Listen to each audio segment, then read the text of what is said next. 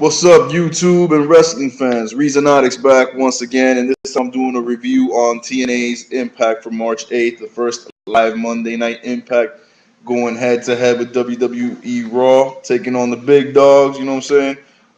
What a show, man.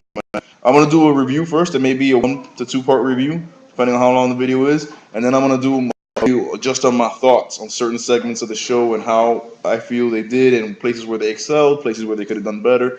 And all right, so let's just go right through it. First of all, the show opens up with a brand new theme music, brand new opening, graphic and everything, real nice, real big leagues, you know what I'm saying? Hogan and Abyss come out first, and they start their promo talking about, they're going live. They start calling out AJ and Flair, and they're saying, yo, this is getting underway now. First of all, let me just say that the crowd is hyped. The crowd is into it. There are signs in there in that audience that say Vince who, referring to Vince McMahon. One sign said Raw, really awful wrestling. I mean, the fans were just in it, hyped up, live, hot from the very opening of the show. Hogan and Abyss's promo, they're loving it. Of course, Abyss doesn't talk. Abyss just stays quiet and does a lot of this and all that he does with the stupid ring that he has now. But Hogan gets the crowd into it, and Hogan calls out Flair and AJ and says, "Yo, this is getting underway right now. Right now at the top of the show. Let's go." So the match gets under. AJ and Flair come out, of course. The match gets underway, and as the match goes on, it doesn't take more than 5 minutes or so before AJ and Flair get the upper hand, and they start just beating on Flair and Hogan. But they didn't cheat. They didn't use weapons or anything. They just got the upper hand, and they start beating on Flair and Hogan. About a minute or so of this, blackout in the Impact Zone, and yes, you guessed it, your favorite and mine, Sting makes his return.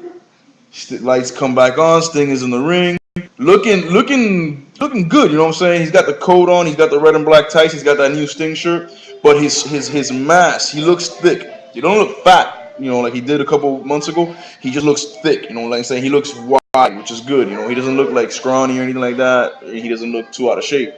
And his hair is a little bit longer. He's there standing in the ring. He gets between AJ and Flair and Hogan and Abyss, saving Hogan and Abyss. Hogan and Abyss both stand up, and they're standing next to Sting on each side.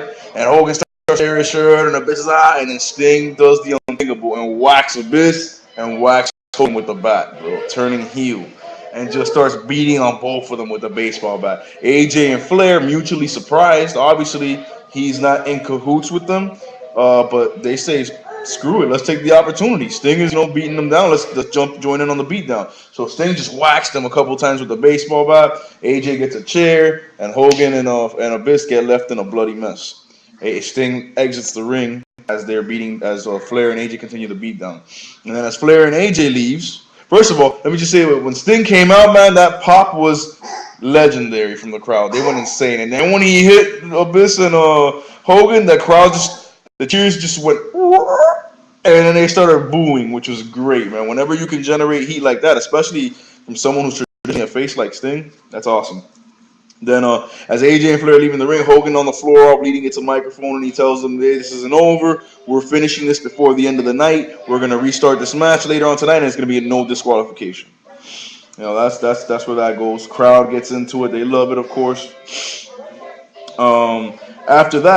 Right after that, they come back from commercial. They review what happened, and then you see backstage, Sting looks like he's leaving the Impact Zone, just power walking. Dixie Carter tries to cut him off, and she's like, "What are you thinking? What are you thinking? What are you doing?" And then he just grabs her by the throat, and he slams her up against the wall, man. I mean, this is Sting we're talking about. And he tells her, "I don't owe you anything, Dixie. I don't owe you anything." And he just walks away from her. So it's crazy. First of all, Sting turned face, and then he put his hands on a woman, and he slammed her up against the wall. But he looks real dark, you know what I'm saying, which is awesome, bro, because, I didn't think they could. When I first saw him hit Abyss and Hogan with the baseball bat, I was like, this is stupid, man. How many times are they going to try to make this guy a heel, bro? It doesn't work. But this time I have a good feeling about it, because with the Main Event Mafia heel run that he had, he was heel and face at the same time, because yes, he was in the heel faction and he was, hitting people with bats and all that, but he was also doing it for the right reasons, honor and all that. So it was kind of like clouded character. But this time it's like, yo, this guy is full frontal heel. He is pissed off about something. We don't know what it is yet. And you could just see his face and in his demeanor, man. When he hit Hogan and Abyss, He smiled. He just looked at it and he smiled like that and he walked out of the ring. When he grabbed Dixie Carter by the throat, there was just this like heat coming from his eyes, man. He just slammed her against the wall, told her, "I don't know you a damn thing," and walked out. After that, after the whole Dixie Carter Sting thing, you have Kazarian come out and he addresses the crowd and talks about how since TNA is going to war, who better than the Warriors of the X Division to lead them into battle, and that he's going to lead the X Division and he's back and this and that, and that's a good promo. Crowd likes him. All of a sudden, he gets interrupted by Daniels, who is, to be honest, my favorite X Division competitor ever. I love Christopher Daniels, man. I don't know his history and all that, but ever since I started watching TNA a couple years ago and I saw him, I said, that's the man. I don't care what anybody says. He interrupts me. He says, "Yo, if anybody's the leader of the X Division, if anybody's going to lead this division in the battle, it's going to be the man who's been X Division 10 years before X Division meant anything." And that's Christopher Daniels. And they get into a little argument over who's who, whatever. And then they get interrupted by the champion, the X Division champion, Doug Williams, comes out. Basically tells them, same thing, just an argument over who's who, whatever. He's talking about how the X Division's alive and well because he's champion. Eric Bischoff comes out and interrupts the three of them and tells them, "You know what, you're right, the X Division is alive and well and you are the champion. And Kaz, I know you got a title shot coming up at Destination X, but hey, it's Monday night, we're live, we're doing it tonight. Three-way, Daniels, Kazarian, and Doug Williams for the X Division title." Good match, good back and forth action, a lot of good spots. Kazarian did a somersault over the top rope, knocking both of them out, both the other wrestlers out. Couple of some good moves from Daniels, some moonsault here and there. I mean, it was a really good match.